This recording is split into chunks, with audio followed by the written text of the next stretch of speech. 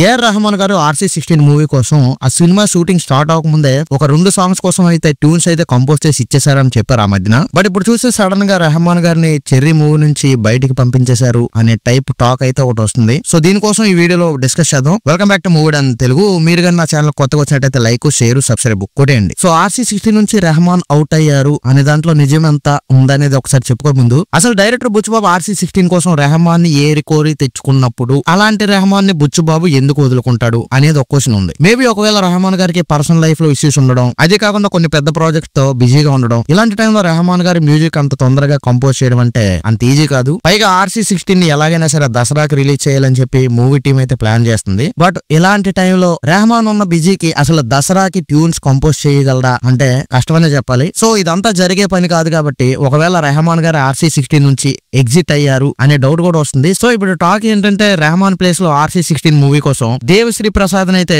తీసుకున్నారు అని అయితే చెప్తున్నారు. సో దేవశ్రీ ప్రసాద్ RC16 కి తీసుకున్నారు అంటే ఇక్కడ మనం ఒక విషయం గురించి డిస్కస్ చేయాలి. ఇంతకు ముందు DSP సూర్య కంగువా మూవీకి అయితే మ్యూజిక్ ఇచ్చారు. సో ఆ మూవీకి దేవశ్రీ ప్రసాద్ ఇచ్చిన BGM అయితే చాలా లౌడ్ గా ఉంటది, చాలా కర్ణకఠోరంగా కూడా BGM వినిపిస్తుంది. సో చెవులు చిల్లులు పడిపోయే BGM. అంతేకాకుండా కంగువా మూవీలో వచ్చే డైలాగ్స్ ను కూడా దేవశ్రీ BGM అయితే డామినేట్ చేసేసింది. సో కంగువా మూవీకి దేవశ్రీ ఇచ్చిన BGM మీద చాలా నెగిటివ్ కామెంట్స్ అయితే వచ్చాయి. అప్పటికే మైత్రి మూవీ మేకర్స్ వాళ్ళు తమిళ్లో అజిత్ తో చేస్తున్న గుడ్ బ్యాడ్ అగ్లీ మూవీ కోసం అయితే ఫస్ట్ దేవశ్రీ ప్రసాద్ ని తీసుకున్నారు మ్యూజిక్ డైరెక్టర్ గా. బట్ కంగువా మూవీకి దేవశ్రీ ఇచ్చిన BGM చూసిన మైత్రి మూవీ వాళ్ళు Ajith good bad ugly movie నుంచి కూడా దేవశ్రీ ప్రసాద్ ని తీసేసి జీవి ప్రకాష్ ని పెట్టుకున్నారు. అంతేకాకుండా మనకి పుష్ప 2 లో కూడా BGM విషయంలో చాలా కన్ఫ్యూజన్ వచ్చింది. అంటే పుష్ప 2 ఇంటర్వెల్ వరకు ఏమో దేవశ్రీ ప్రసాద్ BGM చేశారు. ఆ తర్వాత మిగతా మూవీకి SS తమన్, శ్యామ్ CS, అజనీష్ లోకనాథ్ వీళ్ళు ముగ్గురిని కూడా పుష్ప 2 సెకండ్ హాఫ్ లో BGM కోసం పెట్టారని అయితే అదొక ఇష్యూ కూడా జరిగింది. సో ఇప్పుడు ఇదంతా ఎందుకు చెప్తున్నానంటే ఆల్రెడీ ఒక ప్రొడక్షన్ హౌస్ వాళ్ళు దేవశ్రీ ప్రసాద్ ని మ్యూజిక్ డైరెక్టర్ గా తీసేశారు. ఇప్పుడు